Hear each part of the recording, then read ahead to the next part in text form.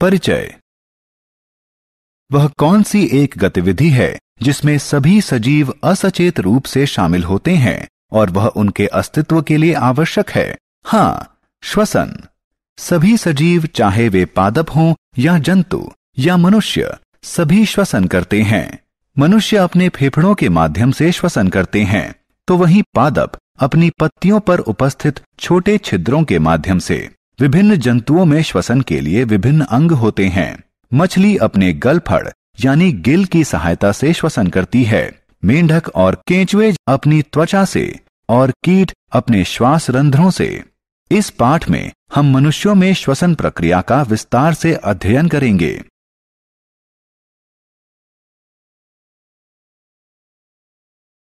उद्देश्य। इस पाठ के अंत में आप निम्न करने में सक्षम हो जाएंगे: वायवीय और अवायवीय श्वसन में विभेद करना, फुफ्फुस श्वसन को परिभाषित करना, कोशिका श्वसन को परिभाषित करना, मनुष्यों में श्वसन की प्रक्रिया का वर्णन करना।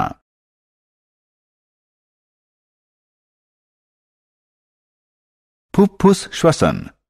आइए देखें कि श्वसन क्या है। जब एक मनुष्य श्वास लेता है तो वह अवांछित कार्बन डाइऑक्साइड से ऑक्सीजन का विनिमय करता है, जो कि उसके जीवित रहने के लिए अति आवश्यक है। श्वसन के दो चरण होते हैं, अंतःश्वसन और उच्छ्वसन। वायु से ऑक्सीजन शरीर के भीतर लेने को अंतःश्वसन कहते हैं। कार्बन डाइऑक्साइड को शरीर से बाहर वातावरण में निर्मुक्त करने को उच्छ्वसन कहते हैं। अंतःश्वसन के समय हमारा वक्ष फूलता है क्योंकि फेफड़ों में ऑक्सीजन भरी होती है, जबकि उच्छ्वसन के समय वक्ष पिचक जाता है क्योंकि फेफड़ों से कार्बन डाइऑक्साइड निर्मुक्त हो जाती है। इस तरह के दृश्यमान श्वसन को बाह्य या फुफ्फुस श्वसन कहते हैं। कोशिका श्वसन। अब हम आंतरिक या कोशिका श्वसन के बारे में जानेंगे। इस प्रक्रम में मनुष्य के शरीर के अंदर मौजूद कोशिकाएं कोशिका भित्ति के द्वारा अवांछित कार्बन डाइऑक्साइड का ऑक्सीजन से विनिमय करती हैं। हमारे शरीर को विभिन्न क्रियाकलापों के लिए ऊर्जा की जरूरत होती है। यह ऊर्जा हमारे द्वारा ग्रहण किए आहार के ग्लूकोज में विखंडित होने से उत्पन्न होती है। आहार के विखंडन के लिए अंतःश्वसन से प्राप्त ऑक्सीजन की आवश्यकता होती है। अतः कोशिका श्वसन वह प्रक्रम है जिससे कोशिकाएं भोजन से प्राप्त ऊर्जा का उपयोग करती हैं।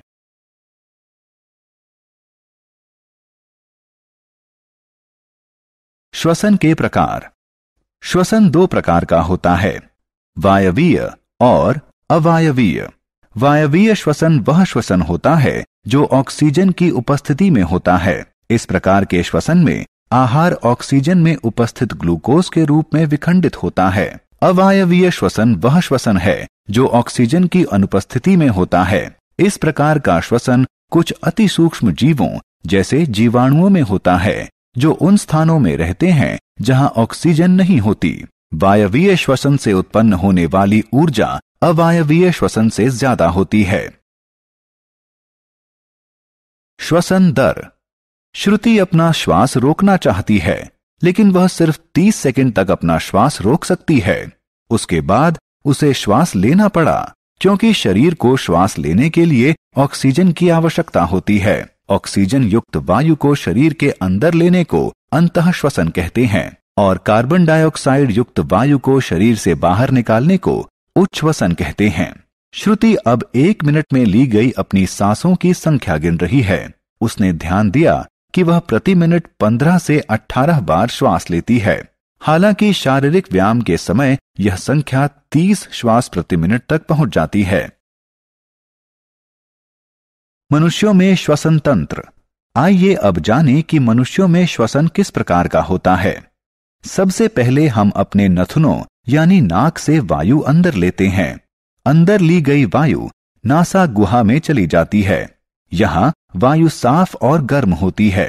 अंदर ली गई वायु नासा गुहा से गले में आ जाती है और वायु नली में प्रवेश करती है, जिसे श्वास नली कहते हैं। श्वास नली से यह हमारे दोनों फेफड़ों यानी फुफ्फुस में पहुंचती है, जो कि वक्ष गुहा में स्थित होता है। वक्ष गुहा दोनों तरफ पसलियों से घिरी होती है। ये पसलियां एक पिंजरनुमा आकृति बनाती हैं, इसलिए इन्हें पसलियों का पिंजर कहा जाता है।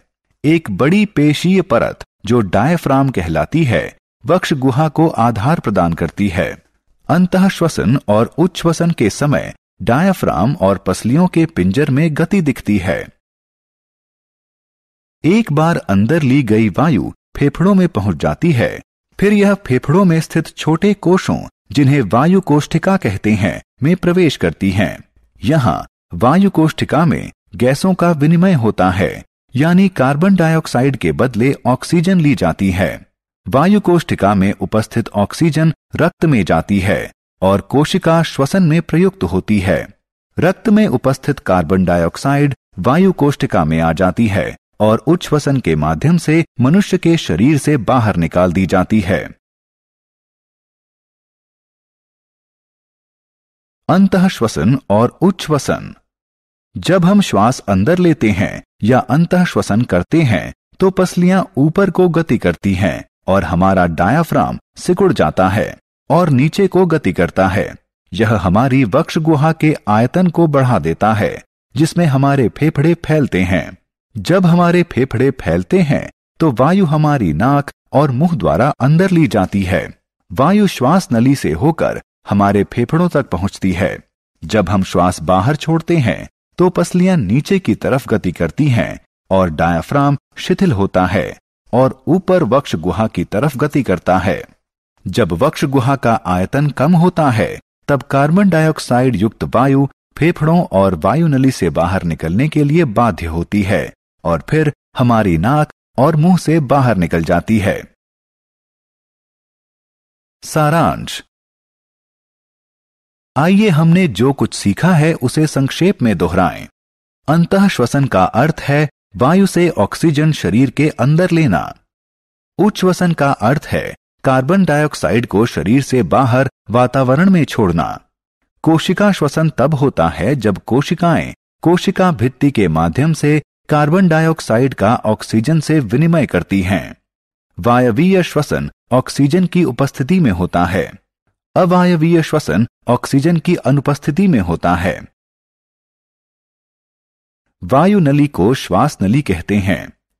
एक बड़ी पेशीय परत जो डायाफ्राम कहलाती है, वक्ष गुहा को आधार प्रदान करती है। वायु कोष्ठिका मनुष्य के फेफड़ों में स्थित छोटे छोटे कोश होते हैं। वायु कोष्ठिका में ऑक्सीजन का कार्बन डाइऑक्साइड से विनिमय होता है